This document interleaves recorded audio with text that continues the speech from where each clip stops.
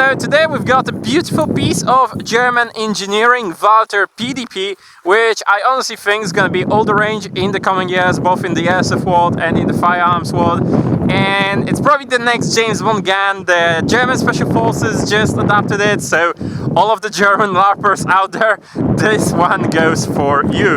It was sent to us for a review by Polish distributor of Umarex, Kolba PL. And as always, can't forget the main sponsor of the channel, Airsoft Mania. I'm Bart and this is Flannel. So today we're reviewing the Walther PDP by Umarex and made by VFC. So yeah, without further, let's get shooting.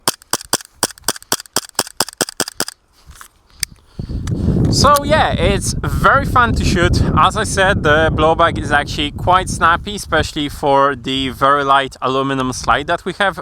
And while we're on the slide, so the first thing that it is pretty great about it, obviously it is full license. And yeah, so the slide is Optic ready. Depending on your general luck, it will either come with the mounting plates or you will have to get them separately. I had to get them separately. So yeah, when we're talking about the finish, it's worth noting that unfortunately the black finish on the gun is quite soft, so as you can see there's already scratches showing in.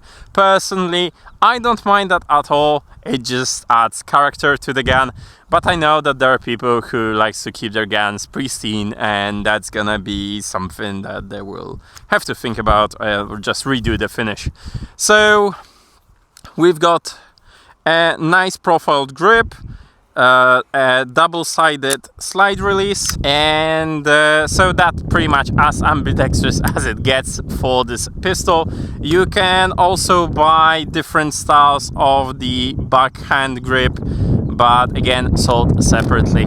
So the gun is actually very comfortable to hold. It is a compact size gun, but to be honest, feels bigger than it is when it comes to the shooting experience. The trigger is really nice, it resets nicely as well.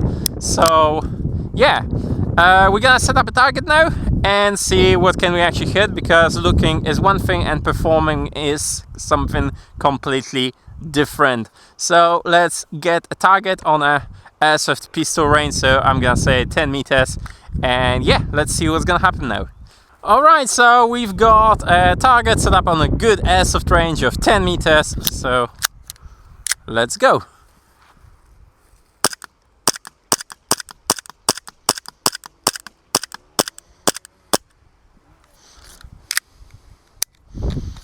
So, let's grab the target.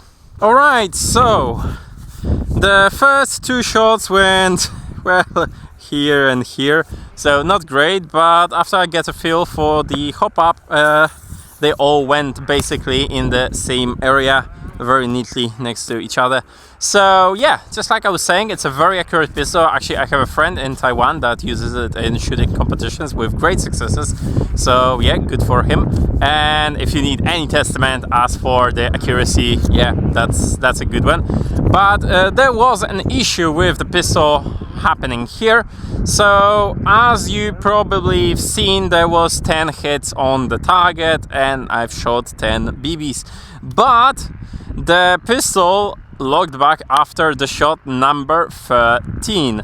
I did this on purpose. I mean, I kept shooting on purpose after shooting out everything that I knew that I've loaded, just because I wanted to see if the issue will occur on camera, because as we all know, whenever you want to show an issue to someone, it stops occurring.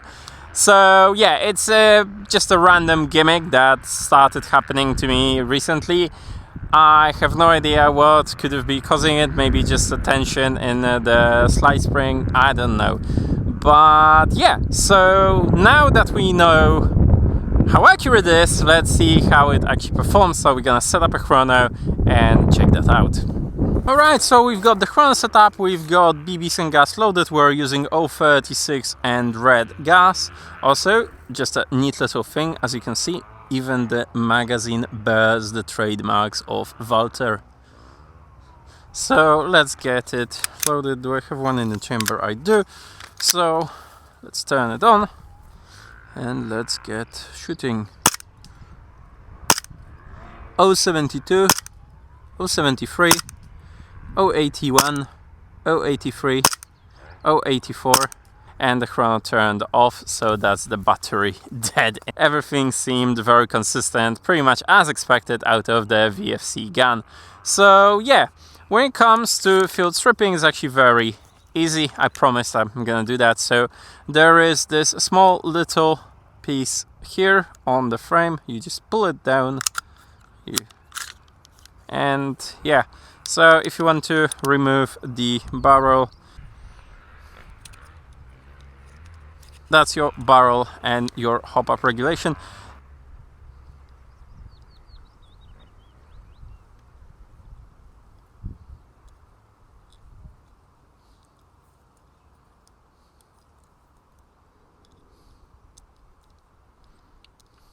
So as I said, that they introduced the guide hop-up into this pistol, so that means that you can regulate the hop-up without without taking the slide off, by just turning the guide rod of the spring. So yeah, I'm just gonna reassemble that real quickly and we're gonna bring it all home.